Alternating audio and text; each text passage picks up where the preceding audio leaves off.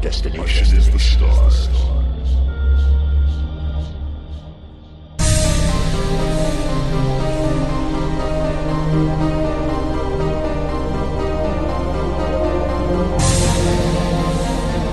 Welcome to the Sci-Fi Roundtable. I'm Shane Thomas, and today I'll be reading an excerpt of Aaron Kavli's With Our Dying Breath.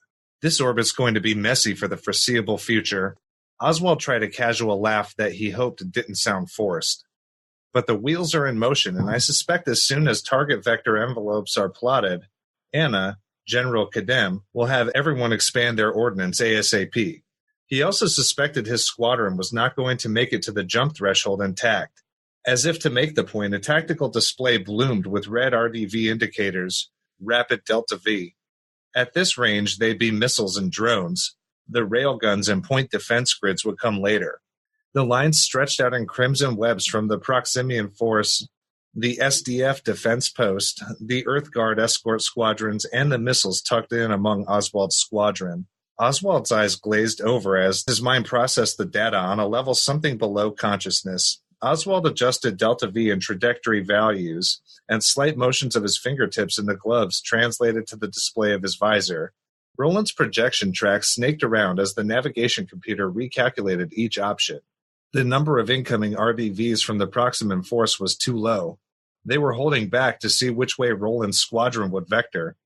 There was no way to avoid the enemy attack envelope.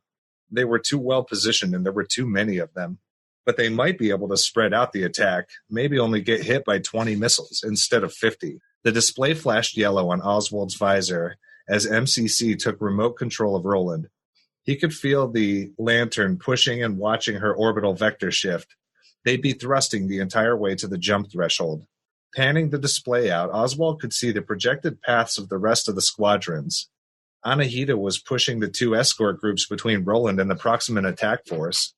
As the navigation tracks played out, it became obvious that the enemy was after Roland's squadron. Two more waves of RDVs burst from the closing ships as final targeting envelopes solidified. Command Tactical, Karpov said, his voice calmer. MCC's loading up interceptors into the missile bays, and they're away. RDV tracks expanded from Roland, Charger, and Triumph to join the other Crimson Fingers of War on the tactical display. And now here are today's contestants on the waiting game, Karpov sang over the net. He then launched into the theme song of the popular game show, Dickie's Dozens. It was decidedly not about waiting, but it was a catchy tune. Colonel, might I say only one thing more deplorable than waiting as a hapless passenger on my own ship, McFerrin said, adding a loud sniff, is having to do so while being subjected to a bad song sung badly. Don't worry about my feelings, Ox, Karpov said. I'll cry later in my tube. Time to first wave intercept is about 32 minutes. So they waited, watching numbers and icons race toward each other across the display. There was nothing to say, nothing to do, until the outcome of the first wave was determined. Oswald spent the time analyzing the Proximians' movements. Their tactics were straightforward enough. They were using the most consistently successful tactics in history, numbers superiority and overwhelming firepower. One of the first things a fleet cadet learned was that orbital combat is nothing like the adventure vids. There was nowhere to hide a thermal signature in space. Weapons were aimed and fired not by steely-eyed pilots but by powerful targeting computers. A starship couldn't evade a laser. As far as combat went, space warfare was pretty dull. The real fight started well before commanders dramatically yelled fire.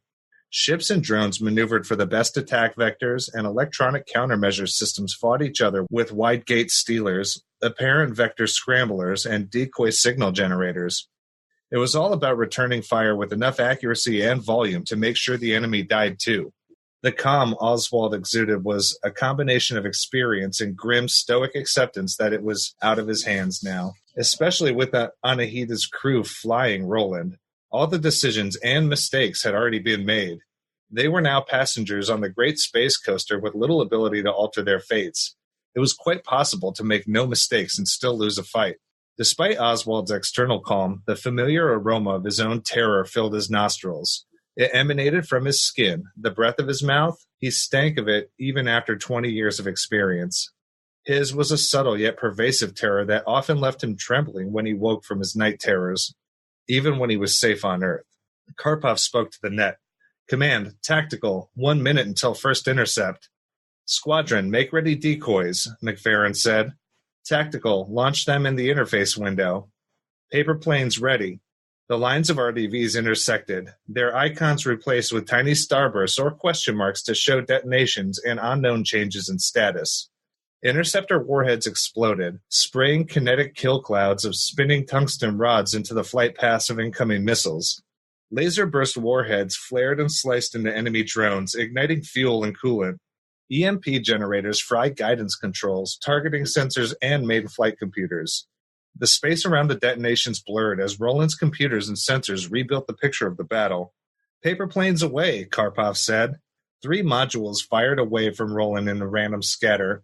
They quickly reached their programmed distance and deployed large reflective sails. The sails, combined with spoofing transmitters and thermal signature generators, would hopefully draw off the incoming missiles as they emerged from the interface and reacquired their targets. As the tactical display updated, Roland, Charger, and Triumph were surrounded by their decoys. So was the Proximan craft. Almost 100 ships now faced the SDF force on the display. Within a minute, the MCC's computers and large local sensor net erased all of the Proximan decoys except 3. Incoming MCC instructions, Colonel, McFerrin said, as the display flashed yellow. More RDVs appeared as the 2 forces fired interceptors at the surviving missiles. Roland fired 6 more interceptors at MCC's command. Oswald's heart raced as he watched the surviving Proximan missiles rip into the SDF escort formations. The display lit up with new tracks as their laser arrays switched to point defense mode. Point defense was a relative term when the incoming targets could be engaged at thousands of kilometers.